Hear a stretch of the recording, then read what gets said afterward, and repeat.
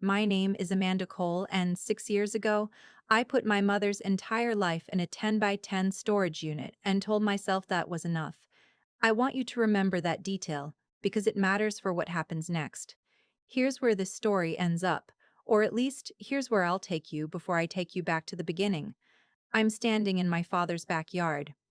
It's 4th of July, and there are maybe 30 people here: aunts, cousins, neighbors, my father's co-workers from the shop where he teaches. Yvonne is standing by the drink table in a white sundress, holding a glass of lemonade like she's hosting a magazine shoot. And I'm holding a manila folder that's shaking slightly in my hand, because my hands haven't stopped shaking since I opened it an hour ago. "Amanda, honey, is everything okay?" my Aunt Diane asks. And I can feel every head in that yard slowly turning toward me. I open the folder. "I need everyone to see something," I say, and my voice doesn't sound like mine. It sounds steadier than I feel. "Before we eat. Before anyone leaves. I need you to see what my mother wrote." Yvonne's smile doesn't move, but her eyes do. "That's where I'll leave you for now. If you're new here, welcome. I'm glad you found this one. This channel is where I tell you these stories exactly as they happened, no filter, because I think there are a lot of us walking around with a version of this in our own families.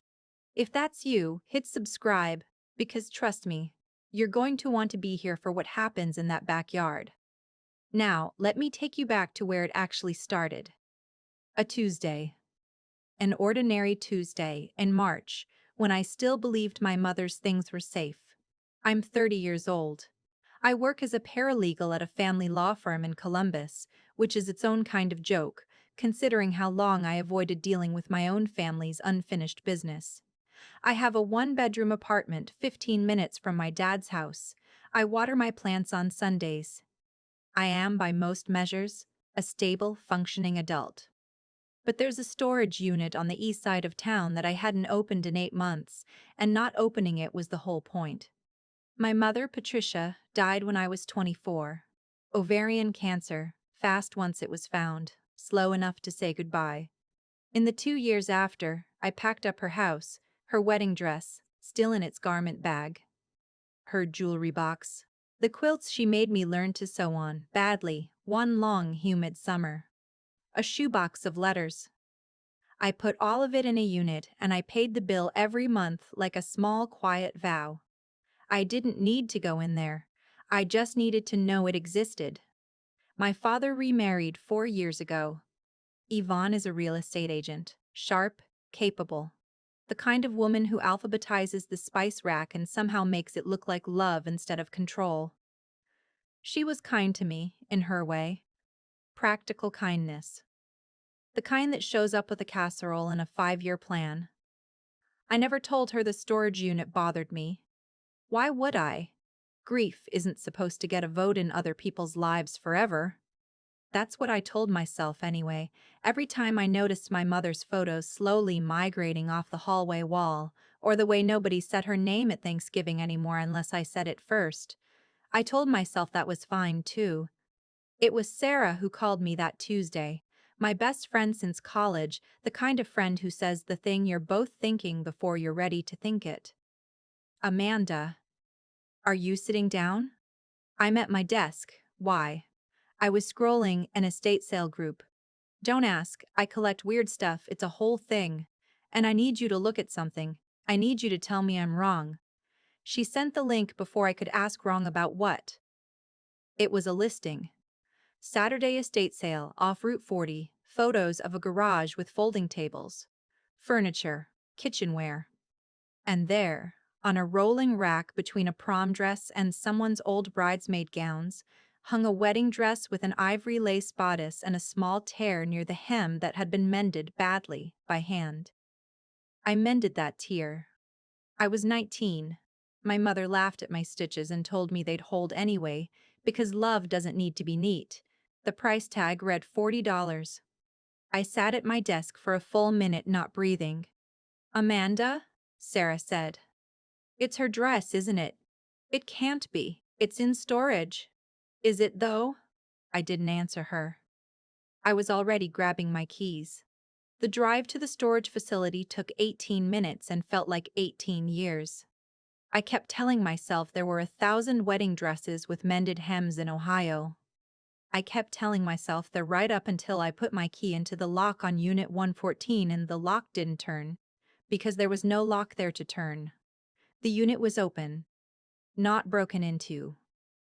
Open, the roll-up door raised halfway, like someone had left in a hurry or hadn't bothered to finish closing it. It was empty, not rearranged, not partially cleared. Empty. Swept floor, bare concrete walls, a faint rectangular outline in the dust, where my mother's cedar chest used to sit. I stood in that doorway for I don't know how long.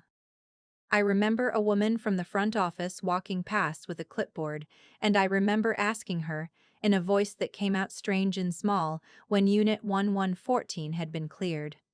"Oh, that's been empty a few weeks now, hon," she said. I think it was your stepmom. Real nice lady. She had movers out here on a Saturday. A few weeks. Not one phone call, not one text, not one moment where anyone thought, maybe Amanda should know before this happens. I called my dad first. He didn't pick up. I called Yvonne, and she answered on the second ring, like she'd been expecting this call and had already decided how it would go. "Amanda, I was going to talk to you this weekend." "Talk to me about what, Yvonne?" "The storage unit's empty. Mom's everything's gone." There was a pause.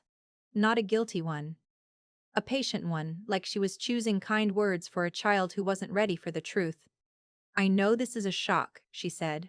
"But honey, that unit has been costing your father money every single month for 6 years and it wasn't doing anyone any good sitting there. I made an executive decision." "I know that's hard to hear. You sold my mother's wedding dress for $40. I sold some things through an estate company, yes. Professionally. Fairly. You didn't ask me." "Amanda." Her voice stayed even, almost gentle, and somehow that was worse than yelling would have been. "Your mother has been gone 6 years. I love you, but I wasn't going to let a storage unit run this family forever." I drove straight to my father's house. He was in the garage, pretending to sand a birdhouse he didn't need to sand. "Dad, did you know?" He didn't look up right away. That was the answer, before he ever opened his mouth. "I knew Yvonne thought it was time to deal with the unit," he said finally. "I didn't know all the details. I didn't ask. You didn't ask," I repeated. "Amanda, I didn't want to be in the middle of—" "You are the middle, Dad. You're my father. You were her husband. There is no version of this where you're not in the middle." He set down the sandpaper. He looked for just a second, like a man who understood exactly what he'd done and had been hoping, for weeks, that he'd never have to say it out loud. He didn't say it out loud. Not that day. I drove home in silence, no radio, hands white on the wheel, and somewhere on the highway it stopped feeling like grief and started feeling like something else entirely.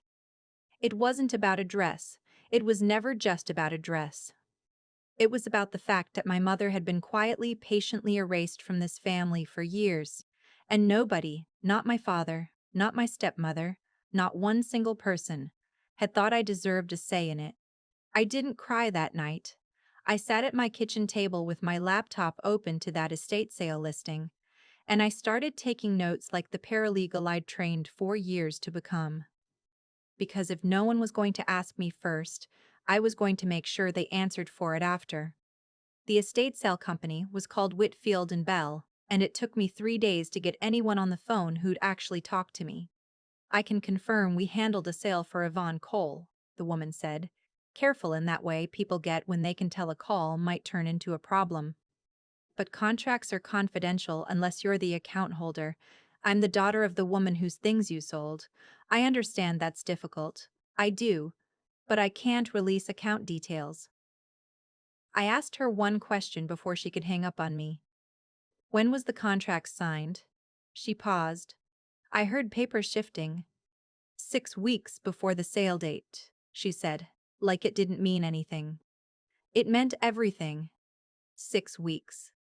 That wasn't a woman making an executive decision on a hard Tuesday. That was a woman who sat down, called a company, scheduled movers, and picked a Saturday. While I was at work, while I was watering my plants, while I still believed the unit was sitting there untouched. I hung up and sat with that for a long time. I told myself the dress was the priority. Everything else, the quilts, the letters, my mother's costume jewelry, the good stuff too. All of it was already scattered into 100 strangers' houses across central Ohio, and there was no getting that back. But the dress had a photo, the dress had a listing. The dress I thought I could still save. I called the number on the flyer. A man named Roy picks up, friendly enough. Said sure, the dress had sold that first day, real quick. Some woman grabbed it before he'd even set up the second table. Do you have her contact info? I mean, I got a name. Buyer confidentiality's kind of a loose concept at a garage sale, hon. But I don't just hand that out. It's my mother's wedding dress. She's been dead 6 years. My stepmother sold it without telling me. There was a pause, and something in his voice softened. Let me see what I can do. He didn't call back that day, or the next. In the meantime, I did what I could. I found 2 other listings from the same sale, a cedar jewelry box, badly underpriced, and a set of my mother's hand-embroidered pillowcases, going for $8 for the pair. I drove 40 minutes to a stranger's house in Reynoldsburg with $300 in cash and bought back a chest that used to sit at the foot of my parents' bed, because the current stranger who lived on Sycamore had no idea and didn't need to know that she was standing in a doorway holding what was left of my mother's dignity. She was kind about it. She even teared up a little when I explained. That almost made it worse, because it meant the dress, the jewelry, the letters, none of that had gone to bad people. It had gone to ordinary people, at an ordinary price, at an ordinary sale. And the only person who thought any of it was extraordinary was me. I spent nearly $600 that week. My savings account, the one earmarked for a security deposit on a bigger apartment, dropped by half. I didn't tell my dad. I didn't need his help. I needed him to have never let this happen in the first place, and no amount of help now was going to undo that. He called me Thursday night. I talked to Yvonne, he said, like that sentence alone should count for something. And she feels like you're not hearing her side. Dad, there is no side. She sold Mom's wedding dress for $40 without telling a single person in this family. She thought she was helping. She thinks, Amanda, she thinks you've been stuck.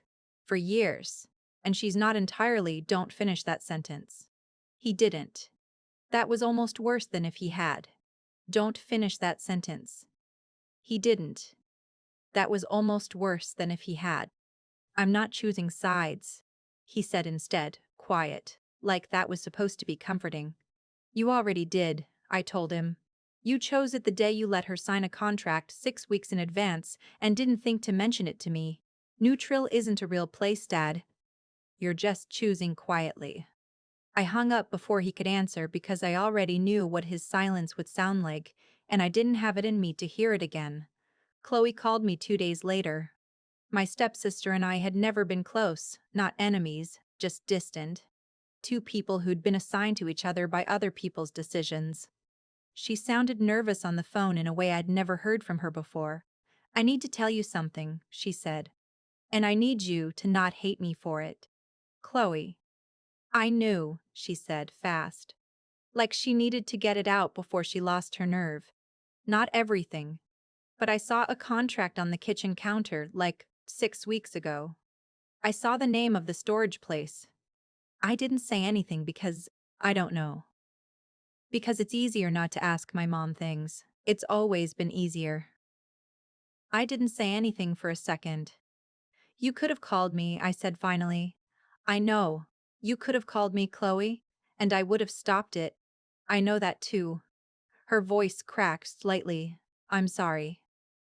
I've been sick about it for weeks. It wasn't forgiveness what I felt right then. It was something smaller and more complicated. The recognition that I wasn't the only person in that house who'd been quietly erased into a role that suited everyone else. Chloe had been keeping the peace her whole life, too. She'd just been better at convincing herself it didn't cost anything. By the following Monday, I was running out of leads, out of savings, and honestly, out of whatever it is that keeps a person upright through something like this. I hadn't heard back from Roy. Yvonne hadn't budged an inch. If anything, she'd gotten more confident, more settled into her own version of events. Like my persistence was simply proof of the thing she'd diagnosed in me from the start. My dad had stopped calling altogether, which somehow hurt worse than the calls where he defended her. I sat in my car outside the storage facility one more time, for no real reason except that I didn't know where else to go, and I called my Aunt Diane, my mother's younger sister.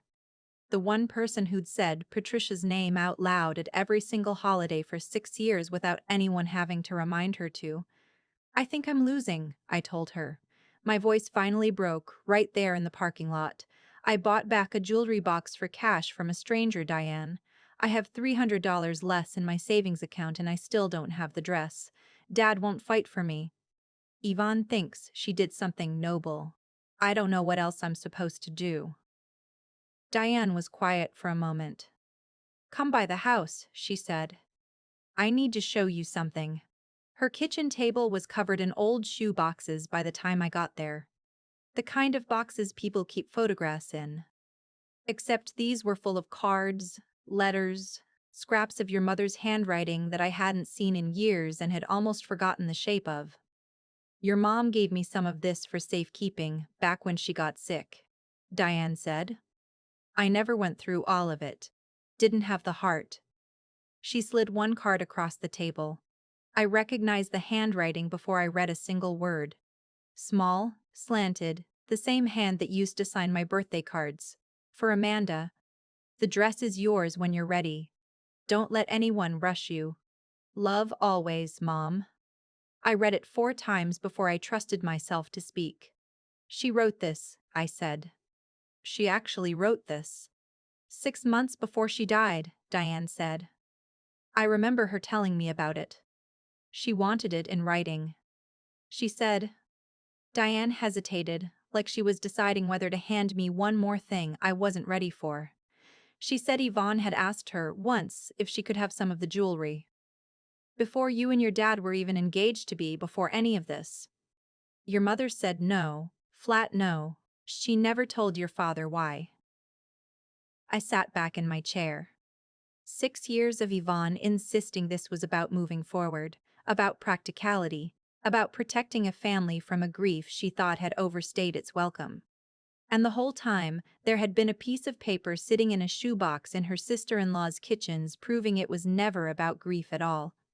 It was about a woman who had wanted something that was never hers to take, and finally found a way to take it anyway. I picked up my phone with hands that weren't shaking anymore. I called Roy back. "Hey," I said. "It's Amanda Cole. I need that buyer's name. And I think I finally have a reason she'll want to hear." Roy called me back 2 days later. Turned out he'd taken her number down anyway, in case the dress needed altering before pickup. An old habit left over from when his wife ran a tailoring business out of their garage. And he was willing to pass it along now that he understood why I was asking. Her name was Melissa. A stranger who had no idea she was holding on to someone else's grief. I didn't lead with anger. I'd learned that much by now. "I know this is going to sound strange," I told her. "But the dress you bought at that estate sale, it was my mother's. She's been gone 6 years. I have her handwritten note promising it to me, if that means anything." Melissa was quiet for a second. "I actually never took the mending out," she said. "I noticed it. I figured it had a story." "It does. I haven't even altered it. Let me talk to my fiancé. Can I call you tomorrow?" She called the next morning. She wouldn't take $1 more than what she paid for it. $40, same as the tag, because she said it felt wrong to profit off something that clearly wasn't ever supposed to leave the family in the first place.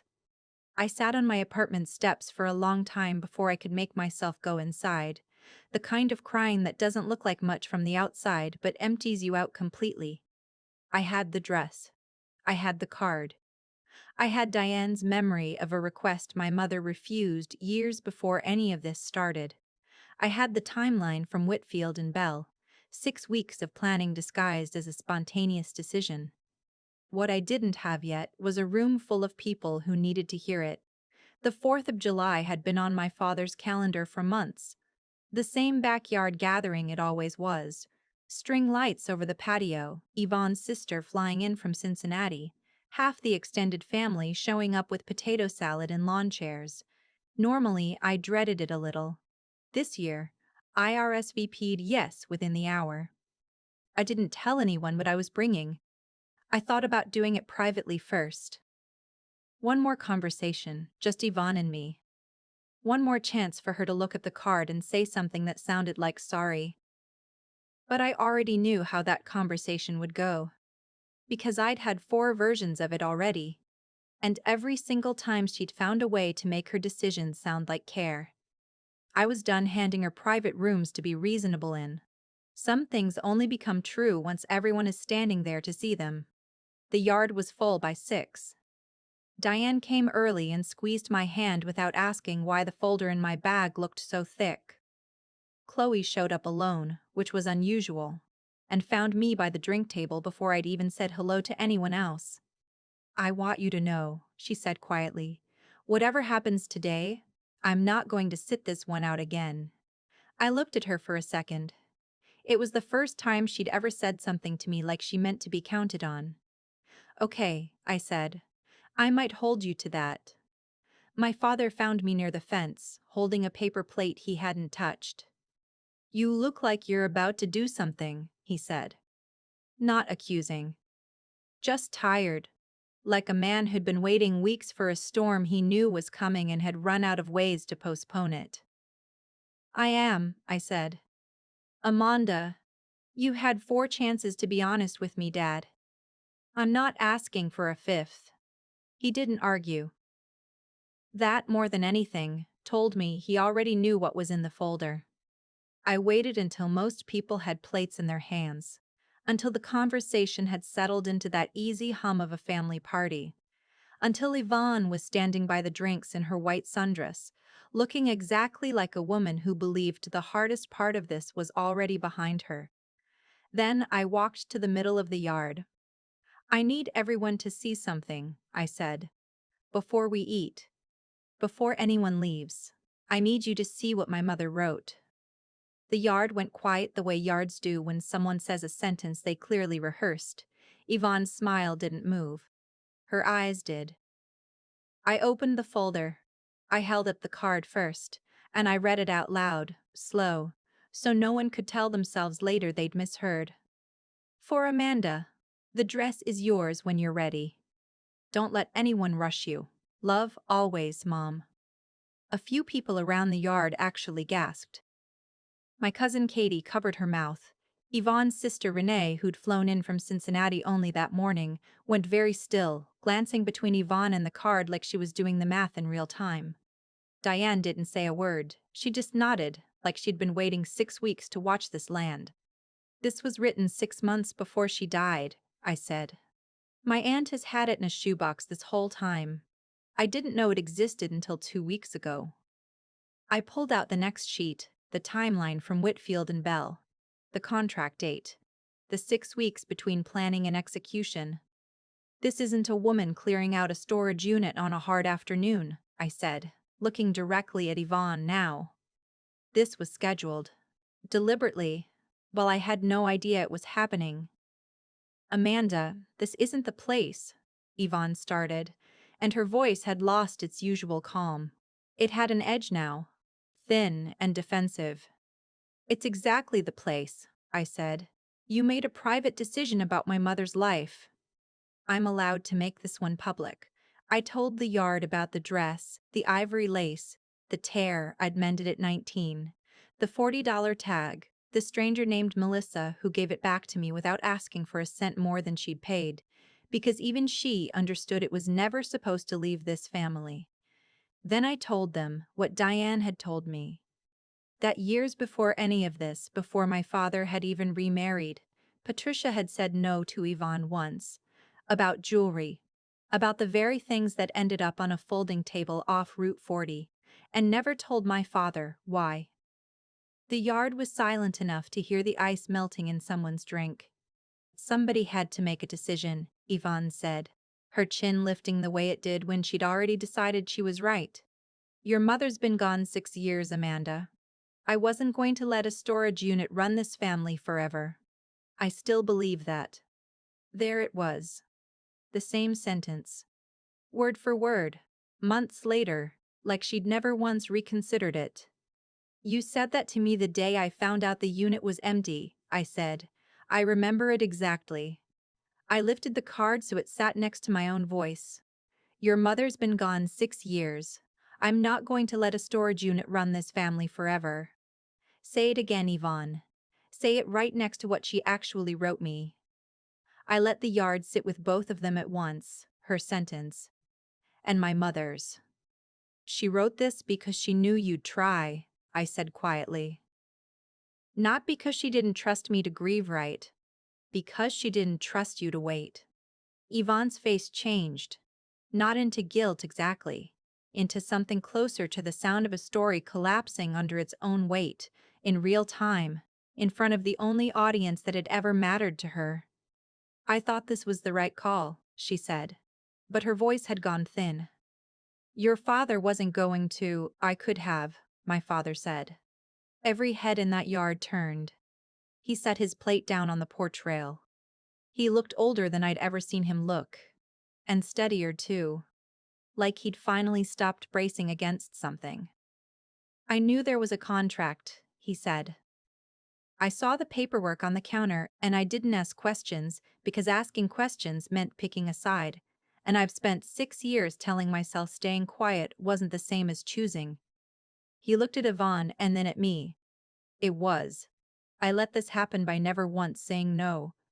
That's on me. Not just her. Yvonne turned to him like the ground had moved. Dennis, I should have called Amanda the day you signed that contract, he said. I didn't. I'd been telling myself for weeks that not knowing all the details meant I wasn't responsible. I was responsible the moment I decided not to ask. Chloe stepped up beside me. Not dramatically. Just quietly, the way people do when they finally decided which side of a room they're standing on. I saw the paperwork too, Mom, she said. Weeks before it happened, I didn't say anything. I should have called Amanda myself. She looked at Yvonne, and her voice shook a little, but she didn't stop. You always told me it was better not to make waves. I don't think that's true anymore. Yvonne looked around the yard at Diane, arms crossed, unmoved. At my father, who'd finally stopped protecting her from the weight of his own silence. At her own daughter, choosing honesty over her for the first time. Something in her posture gave out, just slightly. I thought I was helping, she said, quieter now, and for the first time, it didn't sound like a script. I really did. I believe that you believed it, I said. That's what makes it worse. You never once thought to ask if it was true. Nobody clapped. Nobody cheered. It wasn't that kind of ending. It was just a long, heavy quiet, the kind that comes after something true finally gets said out loud in a room that spent years avoiding it. Yvonne apologized to me 3 days later, in private, and it was a real apology this time. No qualifiers, no explanation of her reasoning, just an acknowledgement that she'd taken something that was never hers to give away. She offered to reimburse me for what I'd spent trying to buy pieces of my own mother back from strangers, and for the things that were gone for good, the letters, most of the jewelry. Things no amount of money was ever going to return. I took the money. I didn't take it as forgiveness. I took it as the first honest thing she'd offered me in 6 years. My father and I talk more now. Really talk. He still struggles with confrontation. That's not something that changes overnight. But he says my mother's name at dinner now without me having to say it first. Yvonne doesn't flinch when he does. That's new too. Chloe and I go to lunch sometimes. We're not close the way sisters are close in movies, but we're honest, which is more than we ever were before. I keep the dress in my closet now, not a storage unit. I take it out sometimes, just to look at the stitches I put in when I was 19. Still holding, still a little uneven, exactly the way my mother said they would. I used to think healing meant eventually being okay with letting go. I don't think that anymore. Healing was never about forgetting my mother enough to make everyone else comfortable. It was about making sure the people I love remembered she mattered, and finally being someone who said so, out loud, even when it cost me something to say it. If you made it this far, thank you for sitting with this story with me. If any part of it reminded you of your own family, I hope it reminded you that your grief was always allowed to have a voice. If this one hit close to home, tell me in the comments. I'd love to know if you've lived some version of it, and if you want more stories like this one, subscribe, and I'll see you in the next one.